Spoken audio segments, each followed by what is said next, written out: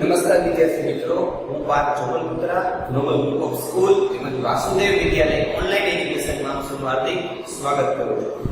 વિદ્યાર્થી મિત્રો, આપણે જે ગયો વિડિયો છે આપણો, તેમાં આપણે ચેપ્ટર નંબર 8 ગતિ વિશે વાત કરતા હતા, જેમાં આપણે જે છેલ્લે છે આપણે સમીકરણો એટલે કે ગતિના જે સમીકરણો છે તેની ચર્ચા કરતા હતા, જેમાં આપણે વેગ વિરુદ્ધ સમય અને સ્થાન વિરુદ્ધ સમય, બરાબર, આ બે સમીકરણ છે તેની આપણે માહિતી મેળવી.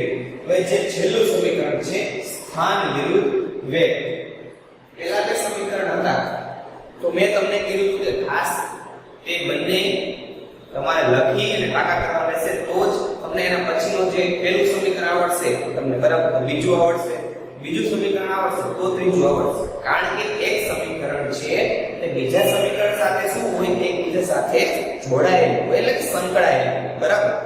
એટલે ખાસ તમારે પહેલાથી શરૂઆત કરીને જે ત્રણ છે તે તમારે જોવા જ પડશે અને લખીને સમજવા જ પડશે, બરાબર. હવે જે આપણે ત્રીજું સમીકરણ છે તે છે સ્થાન અને વેગ. જે આપણે પહેલું સમીકરણ જોયું હતું કે વેગ વિરુદ્ધ સમયનું હતું, પછી સ્થાન વિરુદ્ધ સમયનું હતું, હવે જે છે તે સ્થાન વિરુદ્ધ વેગ છે, બરાબર. ત્રણ સમીકરણ ખાસ યાદ રાખજો. પહેલું જે આપણે જોયું તે વેગ વિરુદ્ધ સમય, બીજું જે હતું તે સ્થાન વિરુદ્ધ સમય, અને હવે જે છે સ્થાન વિરુદ્ધ વેગ, બરાબર. ત્રણ સમીકરણ છે. પહેલું સમીકરણ આપણું શું હતું, બરાબર, તે દરેક વિદ્યાર્થીઓને આપણે કીધું હતું કે પહેલા ત્રણ સમીકરણ એ તમને 1 માર્ક્સમાં પૂછાઈ શકે, બરાબર. પ્લસ તમારી સાબિતી છે, સાબિતી પણ તમારે સમજવાની રહેશે, બરાબર. તો જે આપણું હવે ત્રીજું સમીકરણ છે, આકૃતિ તમને મેં કીધું કે ત્રણ સમીકરણની અંદર સામાન્ય એટલે કોમન રહેશે, બધાની અંદર આકૃતિ કેવી છે, એક સરખી છે, અને આખા સમીકરણ સમજવાના છે તે આકૃતિ ઉપરથી છે. કે તમે આકૃતિ સમજશો તો તેની ઉપરથી તમે સમીકરણ છે આરામથી સાબિત કરી શકશો, બરાબર. તો સૌથી પહેલા શું જરૂરી છે, આકૃતિ માટે. તો સૌથી પહેલા દર વખતે આપણે સમજવામાં છે કે OA છે એ વસ્તુ છે પ્રારંભિક વેગ, એની વસ્તુ છે એ જગ્યાએથી શરૂઆત કરી B જેટલું અંતર કાપે છે, એનો અંતિમ વેગ છે V, એટલે કે BC બરાબર V, અને BD ની કિંમત છે આપણે સમીકરણ 1 માં મેળવી હતી, બરાબર. સમીકરણ તમને એક આવડતું હોય તમને ખબર હોય BD બરાબર શું આવે, 80. તો પ્રારંભિક વેગ છે તે U છે, અંતિમ વેગ છે તે V છે, BD આપણને જે ફેરફાર આપેલો છે તે કેટલો છે, 80. આ બધી વસ્તુ આપણને ખબર છે. હવે આપણે સમીકરણની શરૂઆત કરીએ કે સ્થાન વિરુદ્ધ વેગ. આ રીતના લખ્યું તો બોલાશે શું, સ્થાન વિરુદ્ધ વેગનું સમીકરણ. અચળ પ્રવેગ a દ્વારા t સમયમાં વસ્તુ દ્વારા કપાયેલ અંતર s છે.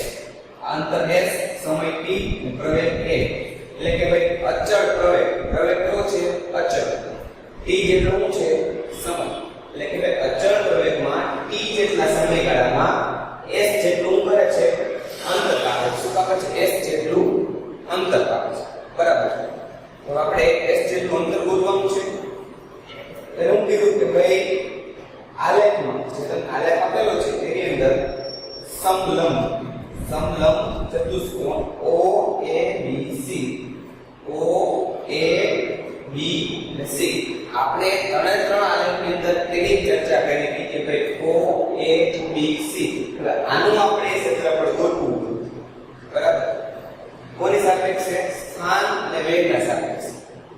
ત્રીજું સમીકરણ આપણું છે સ્થાન અને વેગના સાપેક્ષે. આપણે ખબર છે કે ગણતરીની અંદર આપણે જે AB છે નીચેનું ભાગ જોયું, પણ બધામાં રીત કેવી હશે, અલગ અલગ. તો આની અંદર આપણે કીધું કે સમલંબ ચતુષ્કોણ OABC તેમાં આપણે ક્ષેત્રફળ ગોતવું છે. તો એના માટે શું કરવાનું કે જ્યારે આપણે સ્થાન અને વેગ એની સરખામણી કરવાની છે, કોની, સ્થાનની અને વેગની, બરાબર. આમાં આપણે છે સમયની સાપેક્ષ નથી, તો આપણે શું લખવું કે s એટલે કે અંતર બરાબર સમલંબ OABC નું ક્ષેત્રફળ.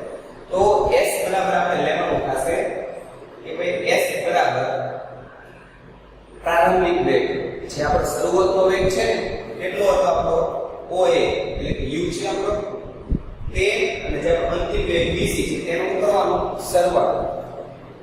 અંતર આપણે ગોતવું છે, બરાબર. કોઈ પણ વસ્તુનું આપણે અંતર ગોતવું છે તો વેગ આપણને ખબર હોય, આપણે સમય ખબર હોય તો આપણે અંતર શોધી શકીએ. આની પહેલા આપણે વાત કરી હતી કે આપણે કોઈ પણ વસ્તુ કેટલું અંતર કાપ્યું આપણે એ શોધવું હોય તો આપણને એનો વેગ ખબર હોય, એનો સમય ખબર હોય. વેગ અને સમય આપણું સૂત્ર છે કે ભાઈ અંતર બરાબર વેગ ગુણ્યા સમય.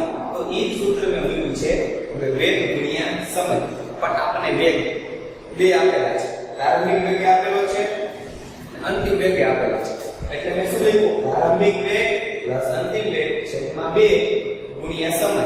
બરાબર? એટલે કે જેટલોનો વેગ હશે તે વેગ અને એના માટે જે સમય લેવો છે એની મદદથી આપણે તેનું અંતર શું કરી શકીએ? શોધી શકીએ. તો આપણે પ્રારંભિક વેગ કેટલો હતો?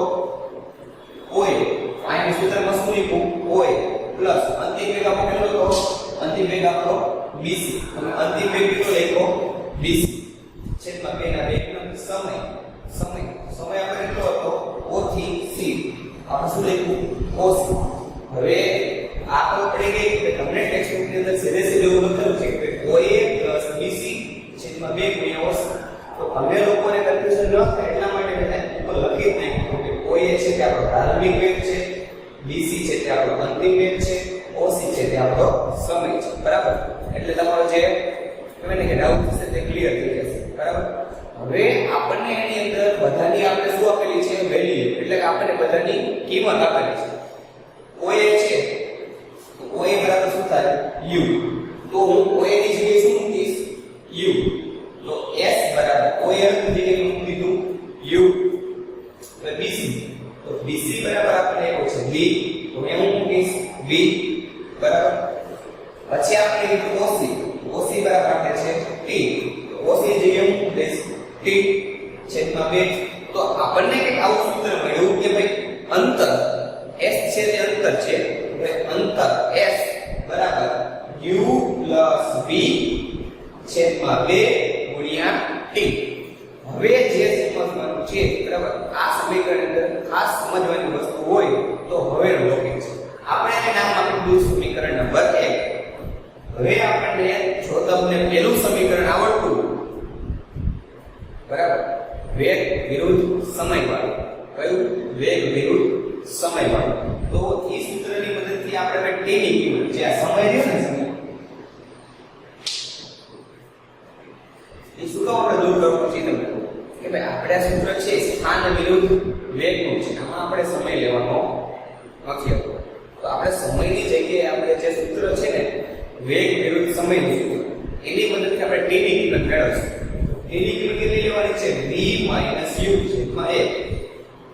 તમને યાદ છે પહેલું સમીકરણ શું હતું આપણે કે ભાઈ v બરાબર u plus 18.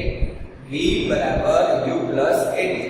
તો હું આ એક ભાગાકાર આપણે જઈએ ગુણાકાર 80 થઈ ગયું, u આ બાજુ માઈનસ આ બાજુ તો પ્લસ. તો જે આપણું પહેલું સમીકરણ હતું વેગ વિરુદ્ધ સમય આવી જાય કે u બરાબર v plus 18. તો જે આપણું પહેલું સમીકરણ છે v બરાબર u plus 18 એની ઉપરથી આપણે t ની કિંમત મેળવી. t ને આપણે શું કરી રહ્યા એ સમીકરણમાં કરતા કર્યા બાકી બધું છે આપણે એનું સાદું ભાઈ પાછું ના સૂત્ર કરો તો થઈ જાય. એ છે આ બધું ભાગાકાર આ બધું તો ગુણાકાર 80 થી u આ બધું માઈનસ આ બાજુ જાય તો પ્લસ. તો આપણે સમીકરણ મળી જાય. તો એ પહેલા સમીકરણની મદદથી આપણે t ની કિંમત મૂકવાની. ખાસ યાદ રાખજો સમીકરણ નંબર પહેલું વેગ વિરુદ્ધ સમયનું આપણે સાબિત કર્યું ને એની મદદથી આપણે t ની કિંમત આવી છે. આ કિંમત લેવીને એ આપણે સમીકરણ પરથી જ્યાં તમને t દેખાશે ત્યાં આપણે મૂકવાનું થશે v - u છેદમાં 1. તો s બરાબર u plus v છેદમાં 2. હવે જે t હતો એની બદલીમાં મેં મૂકી દીધું v - u છેદમાં 1. v - u છેદમાં 1. હવે આપણે જે ગણિતમાં અવયવમાં આપણે કેમ સાદુરૂપ આપી છે એવી જ રીતે સાદુરૂપ થશે. s એમનો u છે તો u નો ગુણાકાર તમે v સાથે કરશો તો uv plus u બરાબર.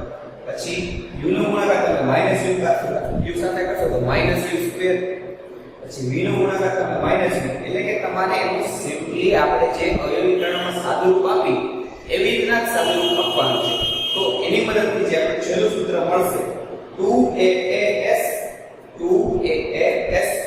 બરાબર v square minus u square.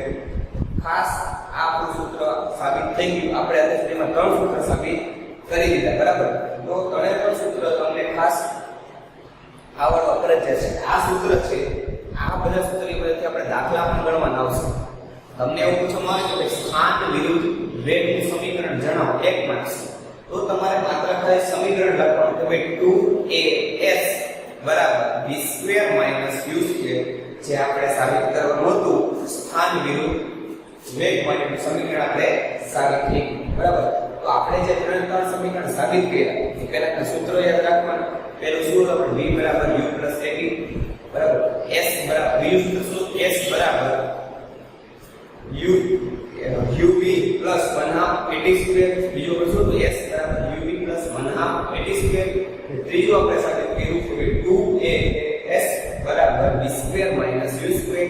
આ ત્રણ સમીકરણ એક્ઝામ માટે મોસ્ટ ડાયનેમિક ક્વેશ્ચન છે. આ ત્રણમાંથી કોઈ એક સમીકરણ પૂછાઈ શકે છે, બરાબર. એટલે દરેકે ખાસ આ ત્રણ સમીકરણ છે સમજીને લખીને સમજવાના રહેશે, કારણ કે ત્રણ સમીકરણ છે એમાંથી કોઈ એક સમીકરણ એક્ઝામમાં પૂછાય છે, બરાબર. 9મા ધોરણમાં ખાસ ઇમ્પોર્ટન્ટ ટોપિક્સ છે અને આ સૂત્ર તમને આવડશે તો એની મદદથી જે આ ચેપ્ટરના આગળના જે દાખલા છે આગળના દાખલા આપણે સમજી શકીશું. તો ખાસ તમારે આ લોકો હોમવર્કમાં તેમજ ફેરબુકમાં સમજીને તમારી જાતે સમજવાનો પ્રયત્ન કરી અને આની મેઇન તૈયારી કરવાની રહેશે. અને ખાસ સૌથી પહેલા તમને આકૃતિ સમજાશે તો જ સમીકરણ આવડશે. સૌથી વધારે આપણે ભાર છે તમારે આકૃતિ ઉપર આપો કે